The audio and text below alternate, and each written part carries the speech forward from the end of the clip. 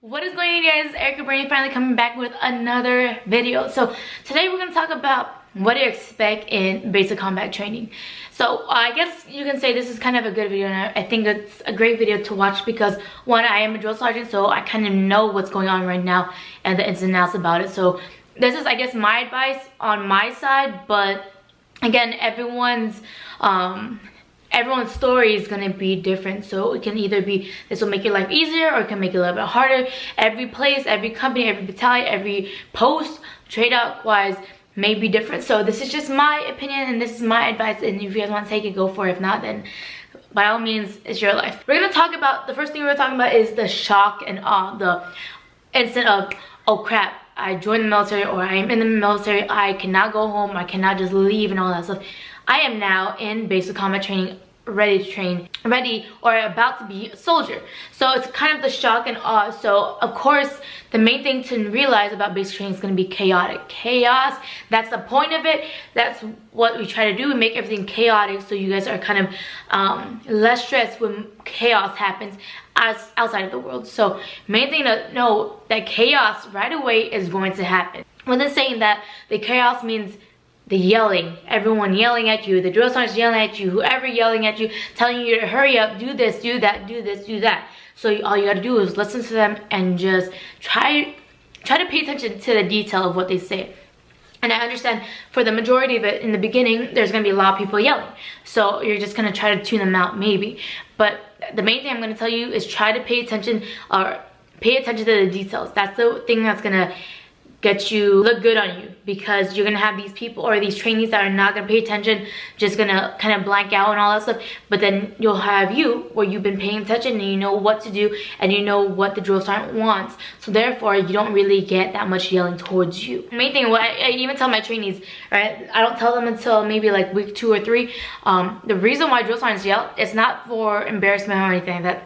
And so if I'm correcting one trainee all the way to the left of the formation, and so if I'm yelling, it's so one, they never make that mistake again, right? Because they don't want to get yelled at again. And two, the other person all the way to the right of formation can hear it and fix themselves before I check them. Because whenever you do inspections, right, I'll go to the left all the way to the right. So if I fix them from here, and I'm kind of yelling at them so they know what they're doing wrong, then the person all the way to the right can fix it before I get to them, before they get yelled at. So it's kind of fixing everyone at the same time while fixing that one individual person, because that one person is not the only person that's having their feet not at a 45-degree angle, their hands are not curled, or their hands aren't at the seam of the trousers. There's little stuff like that we see. So if we tell that to one trainee, or I kind of yell it or make it loud, it kind of helps the other trainees to, oh, my hands need to be here, my feet need to be here, my eyes need to be here, and so on and so forth. Another thing, all right, it's going to be very different from your civilian life. You're going to be tired, right? During your civilian life, sometimes you have a job that lets you wake up a little bit later.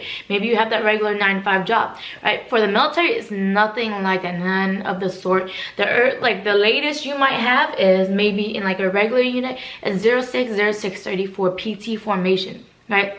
Other than that, for basic training, it's 05, maybe earlier, maybe 10 minutes, if that, a little bit later. But you're gonna get tired. You're gonna be tired really quick.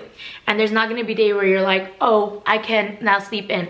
Because Sundays are the kind of the days where you kind of sleep in, but that means sleeping in for like 30 minutes, a little bit more. So instead of waking up at 5, or instead of waking up at 4:30, you're waking up at 5 or 5:30, depending on what's going on that Sunday. But you're gonna be tired and you just kind of have to get used to it. So that means whenever you're about to go to sleep and all that stuff, you do your personal hygiene and all that stuff, don't just sit down and just chit chat, or don't sit down and keep writing letters. I mean, by all means, if you want to go ahead, write letters, because that's what I did. I wrote letters when I can, but it took me, I think after like red face, to actually write letters, because I was so tired, and I knew if I stayed up and write letters, then I would suffer for it in the morning, and then I would be tired during training, and I didn't want that. So my suggestion is to just wait, or have the time, or you know, say, all right, I'm gonna write a letter for 10 minutes and then I'm gonna go to sleep, and then maybe I'll finish my letter tomorrow or the next day or whatever that you can. Another thing that you're gonna have to get used to is to hurry up and wait. It's a concept that's gonna happen all through your military.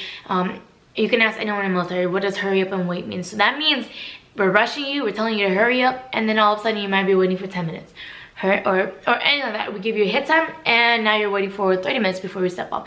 It's certain things like that, but that's why you do your PCCs and PCIs. There's like certain things on why we do the hurry up and wait, and it's better to hurry up and wait instead of to hurry up and be late. We're gonna break down the phases a little bit, all right? So we're gonna talk about red phase, and red phase is, if you looked on goarmy.com, I think that's the website now, because I remember I used to look at the website.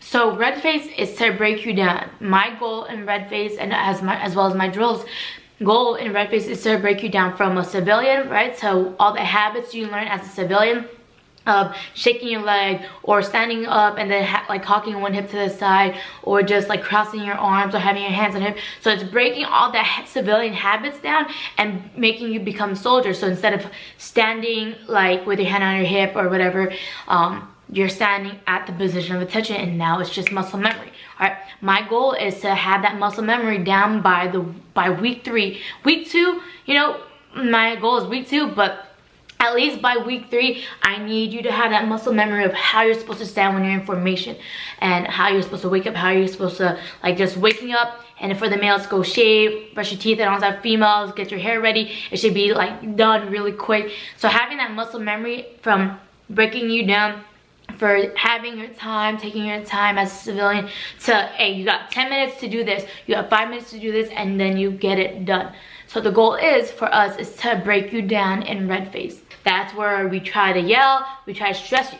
We will try to stress you out to the most, to the max. That is our goal. That is what we need to do. It's not because we don't like you or anything like that. We have nothing emotionally like towards the work. It's because our job is to break the civilian down, break the civilian out of you to make you become a soldier. Now let's move into white phase. So the white phase of it, that's whenever shooting, you're like, now you have your weapon, now you're about to shoot targets, you kind of already know what you need to do, right? So now you're like, you have a weapon in your hand, we entrust you enough to make sure now you hear live rounds, now we're about to go ahead and qualify and all that stuff. So white phase for me, that's when you kind of see more of the NCO side of it. That's whenever you see, you know, Sergeant Bernardo coming out and actually like teaching you guys and being like, all right, I'm here to fully yell at like 100% 24/7. Now I want to show you why we do this. I want to show you how to shoot. I want to show you how to pull the trigger. I want to show you how you're supposed to adjust yourself, and all these things I want to try to teach you now. That's my goal. But that doesn't mean don't get it twisted and don't go to parade rest for me when I'm teaching.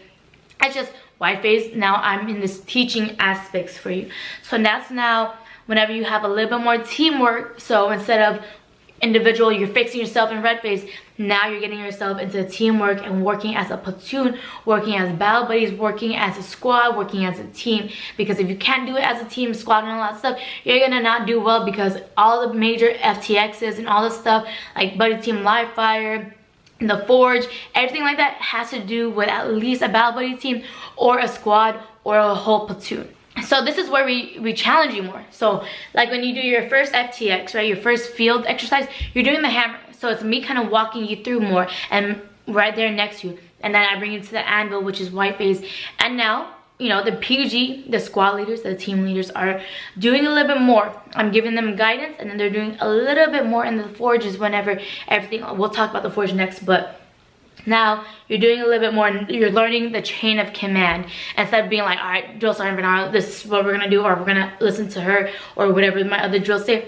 It's now, okay, well, I have a question, or I don't know how to do this, let me talk to my team leader, or let me ask my squad leader. All right, let's move from the squad leader will ask PG, and then when it comes down to it, if they really have a major question that they don't know, because my PG knows the majority of everything already, right?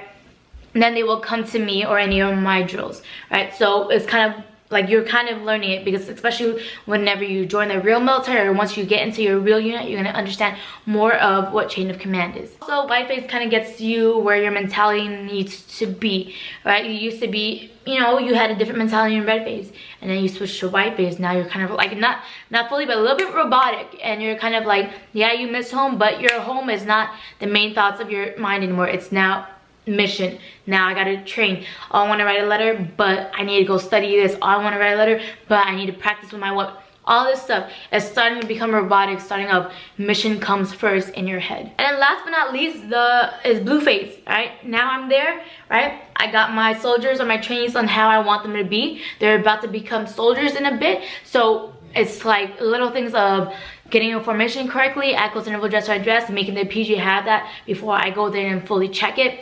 And it's kind of like it's all you now, right? Like the forge, I'm there, I will watch, I will tell you what to do, but the majority of things is, all right, now I want, let's see an example, right? Now let's do the foot march. So I'm gonna be in the rear of the formation, right? And then my PL will be in the front, and I have one of my drills in the front, and I have a PG in the middle, right? Instead of me walking around and double checking, because I will still do that regardless, because I always do that. I walk around and check my trainees, but now I'm gonna see the squad leaders to ensure that they're up. They're good with water and all that stuff, especially when you take a short haul or long haul, right? The PG is checking that the formation is spread out correctly. It's kind of all on the soldiers now, the trainees now, because they know what I expect. They know how the military is going to be. So instead of me being like 3 to 5 paces or 3 to 5 meters now, they know it already. So they're already in that soldier mentality. Blue phases, blue phases now, you are a soldier. You are. Because right after the forge, you put your rank on, you put your army patch on, you put your beret on, you are a soldier. So I guess that's kind of what that's what's kind of to expect in the army, or in the army and basic training. But if you guys have any other questions, go ahead and comment below. But that's just my insight of me being a drill sergeant for almost 2 years now, and I just wanted to share that with you guys.